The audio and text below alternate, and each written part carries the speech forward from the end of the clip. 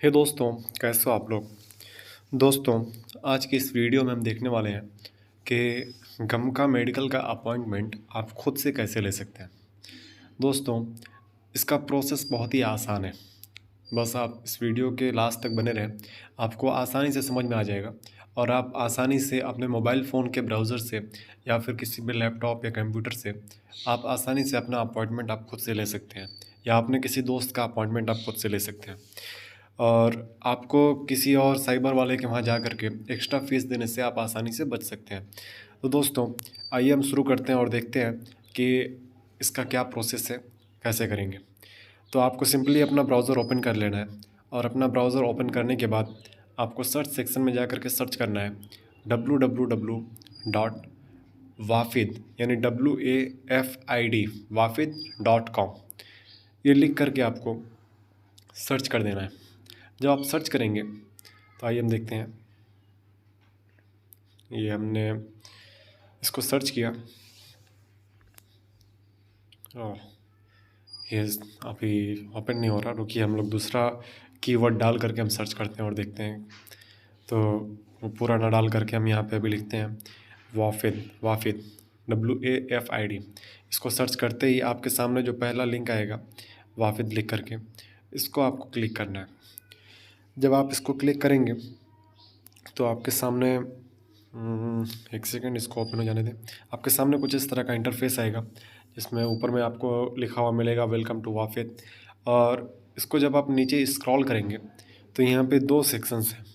पहली और आप देख रहे होंगे लेफ़्ट साइड में जहाँ पे लिखा हुआ मेडिकल एग्जामिनेशन और राइट साइड में लिखा हुआ मेडिकल सेंटर।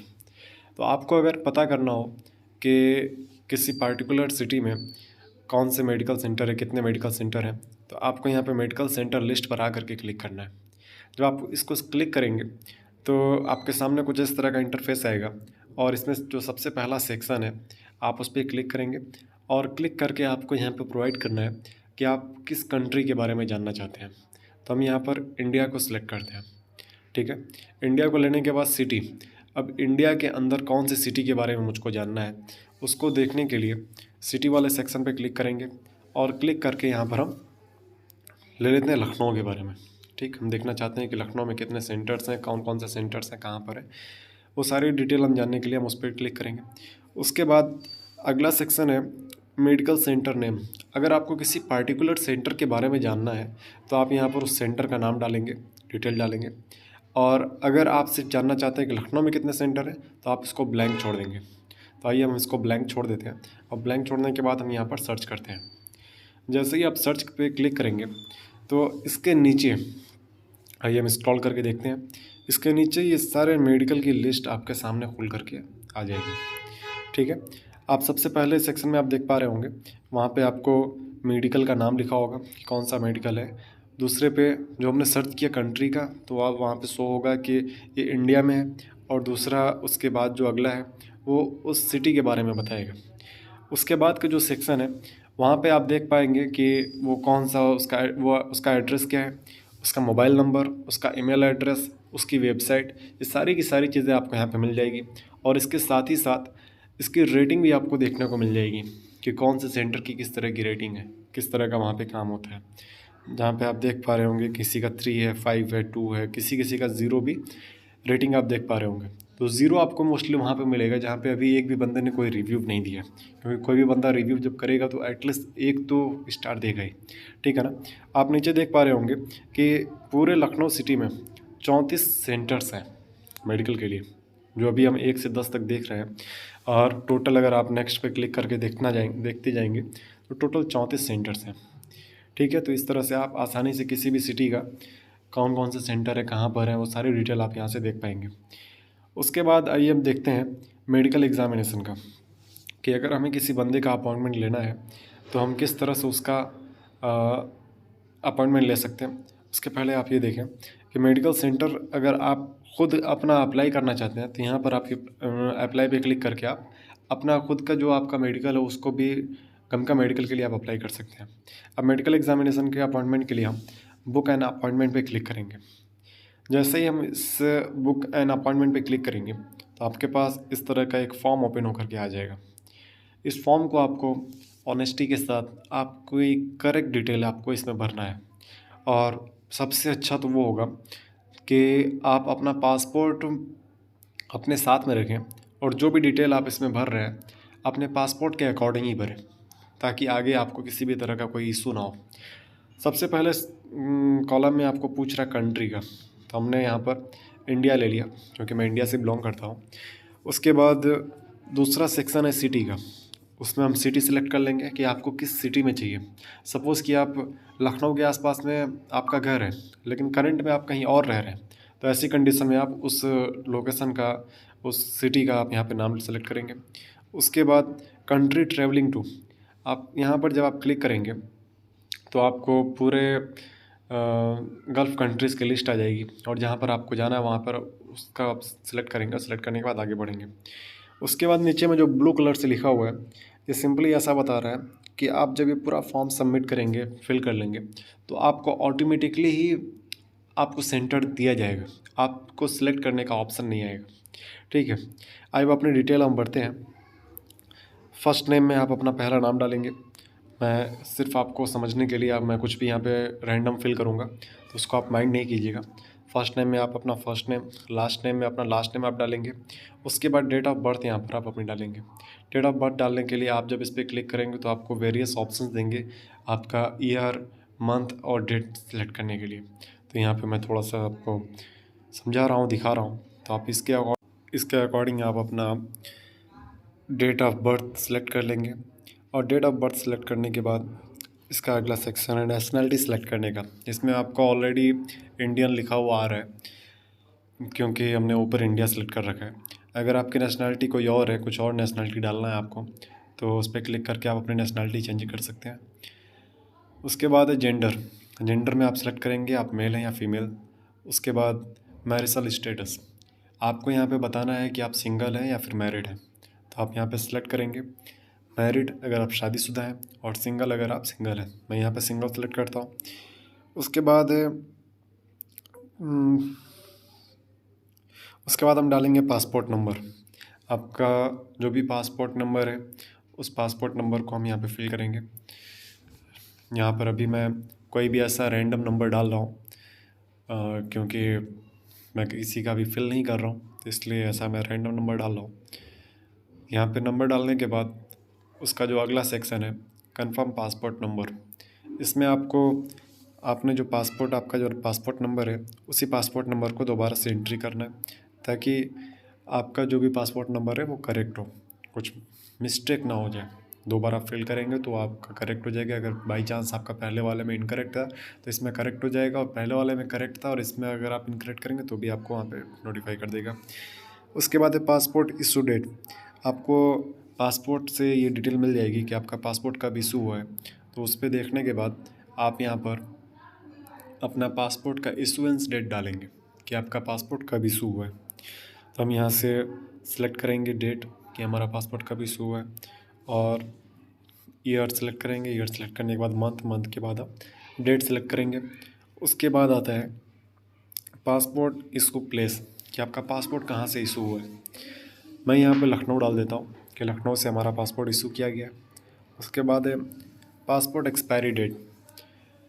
ये भी चीज़ आपको पासपोर्ट से ही मिल जाएगी कि आपका पासपोर्ट कितने दिन के लिए वैलिड है। किसी का 5 साल के लिए होता है, किसी का 10 साल के लिए होता है। तो 5 साल और 10 साल को अवॉइड करके आपके पासपोर्ट पे जो एक्सपायरी डेट दी हुई है उस एक्सपायरी डेट को हम यहाँ पे फिल करेंगे। उसके बाद आता है वीज़ा टाइप कि आपका वीज़ा किस तरह का है, किस प्रकार उसका प्रकार क्या है। कुछ फैमिली वीज़ाज़ होते हैं और कुछ वर्क वीज़ा होते हैं। तो हम अभी वर्क वीज़ा के लिए यहाँ पे फिल कर रहे हैं, तो यहाँ पे वर्क वीज़ा फिल करेंगे। वर्क वीज़ा फिल करने के बाद अब अपनी ईमेल आईडी देंगे, और ईमेल आईडी एक्यूरेट होनी चाहिए क्योंकि आपको इस पर आपके मेडिकल से रिलेटेड रिपोर्ट्स आपको इस पर मिलेंगी, और अगर आगे कुछ भी इशू होता है तो वो भी डिटेल आपको आपके ईमेल आईडी पे ही मिलेगी। तो आपको यहाँ पे ईमेल आईडी डालना है। ईमेल आईडी डालने के बाद आपको अपना मोबाइल नंबर डालना है। मोबाइल नंबर डालने के वक्त आपको ध्यान रखना है कि आपको अपने कंट्री कोड के साथ ही आपका मोबाइल नंबर डालना है और उसमें कोई भी स्पेस नहीं देना है। उसके बाद आता है नेशनल आईडी। नेशनल आईडी में आप अपना आधार कार्ड का नंबर यहाँ पे आप फिल करेंगे, आपके आधार कार्ड का जो भी नंबर है, क्योंकि हम आधार कार्ड को as a national ID consider करते हैं। तो आप यहाँ पे अपना आधार नंबर डालेंगे। आधार नंबर डालने के बाद अगला ऑप्शन आता है पोजीशन अप्लाइड फॉर, ठीक है। तो हम इस पर क्लिक करेंगे और जब हम इस पर क्लिक करेंगे तो हमको बहुत सारे ऑप्शंस मिल जाएंगे, जैसे engineer, electrician, labour, constructing worker, carpenter, इस तरह की बहुत सारी लिस्ट आपके सामने शो होगी। तो इसमें हम यहाँ पे लेबर सेलेक्ट करते हैं और सेलेक्ट करने के बाद नीचे में लिखा हुआ है कि आप ऊपर में जो भी डिटेल दी गई है वो सारी डिटेल आपके अकॉर्डिंग आपने सही फिल की है। तो इसमें आपको टिक करना है। टिक करने के बाद सेव एंड कंटिन्यू पे आपको क्लिक करना है। जब आप इस पर क्लिक करेंगे तो आपके सामने इस तरह का एक इंटरफेस खुल करके आपके सामने आएगा। इसमें आपने जो भी डिटेल आपने फिल की है वो यहाँ पर शो होगी। यहाँ पर आप सिंपली आप चेक कर सकते हैं कि आपने जो भी डिटेल आपने प्रोवाइड की है वो सारी डिटेल सही है कि नहीं है, ठीक है। एक बार आप उसको रीचेक कर सकते हैं कि आपने सही डिटेल भरी है कि नहीं भरी है। अगर उसमें कुछ गलती हुई है, कुछ कमी है, तो आप उसको करेक्ट कर सकते हैं। इतना करने के बाद उसके बाद हम सेव एंड कंटिन्यू पे क्लिक करेंगे। 1 सेकंड होल्ड कीजिएगा, वेट अ मिनट।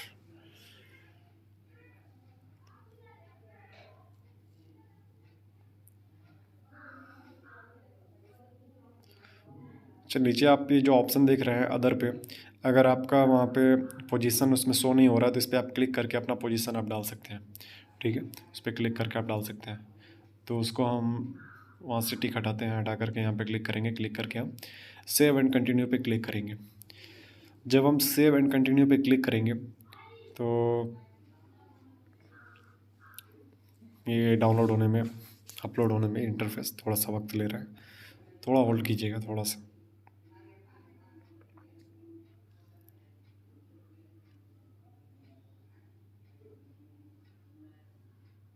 तो ये आपके सामने खुल करके आ गया है। आपने जो नेम आपने अपना दिया होगा वो नेम के सामने आपका नाम, ईमेल आईडी और पासपोर्ट का जो नंबर है वो, और अमाउंट, यानी कि टोटल आपको $10 पे करना होता है। मोस्टली आप किसी भी कंट्री से आप फिल कर रहे हैं तो $10 आपको पे करना होता है। वो आपकी कंट्री के अकॉर्डिंग कितना होता है वो आप कैलकुलेट कर सकते हैं, तो उतना आपको पे करना होगा। फिर यहाँ पर आपको कार्ड से पेमेंट करना होगा और कार्ड में आपका जो नाम दिया हुआ है कार्ड के ऊपर, वो नाम आप यहाँ पे फिल करेंगे। नाम फिल करने के बाद कार्ड नंबर डालेंगे। कार्ड के ऊपर जो नंबर आपका रहता है वो नंबर यहाँ पर आप फिल करेंगे और उसके बाद एक्सपायरी डेट डालेंगे। एक्सपायरी डेट भी आपको आपके कार्ड से मिल जाएगी, तो वो एक्सपायरी डेट यहाँ पर आप फिल करेंगे। एक्सपायरी डेट फिल करने के बाद नीचे में CVV कोड होता है, ये भी आपके कार्ड के ऊपर ही रहता है। ये 3 अंक का होता है। आपका जो नंबर दिया हुआ है, नाम और नंबर, उसको जब आप कार्ड को फ्लिप करेंगे उसके बैक साइड में, तो उसके बैक साइड में ये CVV नंबर आपको मिलेगा जो कि 3 नंबर का होता है।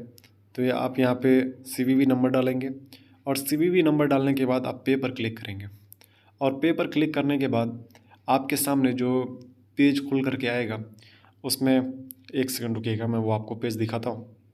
तो आपके सामने इस तरह की स्लिप ओपन होगी जो कि रसीद है आपके अपॉइंटमेंट की, जिसमें आप सबसे ऊपर में देख पा रहे होंगे जिसमें मर्चेंट रेफरेंस नंबर दिया हुआ है या फिर अपॉइंटमेंट नंबर बोल लीजिए, वो आपको नंबर मिलेगा। जैसे से स्लिप नंबर मिल जाएगा, आपका नाम, आपको किस कंट्री में ट्रैवल करना है वो, पासपोर्ट नंबर, और इन सभी के साथ साथ आपने जो भी डिटेल आपने फॉर्म में फिल की थी वो पहले सेक्शन में आपको मिल जाएगी, ठीक है। उसके बाद जो उसके नीचे जब आप जाएंगे तो मेडिकल सेंटर का नाम आपको मिलेगा कि आपने जो फॉर्म फिल किया है, जो आपने अपॉइंटमेंट लिया है, तो आपको कौन सा सेंटर आपको अलॉट किया गया है। तो उसमें आपको मेडिकल का नाम मिल जाएगा, मेडिकल सेंटर का नाम मिल जाएगा और उसके जस्ट नीचे मेडिकल सेंटर का एड्रेस आपको मिल जाएगा, जो उसका एड्रेस है, ताकि आप इजीली वहाँ पर पहुँच सकें, ठीक है। और इसके साथ ही साथ मेडिकल सेंटर का कॉन्टैक्ट नंबर, जैसे मोबाइल नंबर और ईमेल आईडी भी आपको मिल जाएगा, ताकि आपको किसी वजह से उनको अगर कांटेक्ट करना हो तो आप आसानी से उनको कांटेक्ट कर सकें। और इसके साथ ही साथ इसके जब नीचे आप जाएंगे तो मेडिकल कितने बजे ओपन होता है, कितने बजे क्लोज़ होता है, वो सारी चीज़ें, सारी डिटेल आपको इस स्लिप पर मिल जाएगी। तो आपको ये स्लिप प्रिंट करा करके आपको अपने साथ रख लेना है जब भी आप मेडिकल के लिए जा रहे हैं। और इसके साथ ही साथ आपका ओरिजिनल पासपोर्ट, मिनिमम 4 फ़ोटोज़ आप अपने साथ में ले लीजिएगा। और वैक्सीनेशन का फॉर्म आपका ले जा सकते हैं, तो वो फॉर्म भी आप साथ में ले लीजिएगा। एक आधार कार्ड की कॉपी ले लीजिएगा। और ये सारी चीज़ें ले करके आप जो भी मेडिकल मिलता है, मेडिकल सेंटर आपको अलॉट किया जाता है, वहाँ पर आप पहुँच जाइएगा। और ये बहुत ही ईज़ी वे में मैंने आपको समझाया। आप बहुत ही आसानी से अपना फॉर्म खुद से फिल कर सकते हैं। किसी भी साइबर के वहाँ जा कर के 200, 300, 500 रुपये एक्स्ट्रा देने से आप आसानी से बच सकते हैं। तो आई होप कि आपको पसंद आया होगा ये वीडियो। अगर आपको अच्छा लगा हो तो आप अपने आगे दोस्तों तक भी शेयर करें। आज के लिए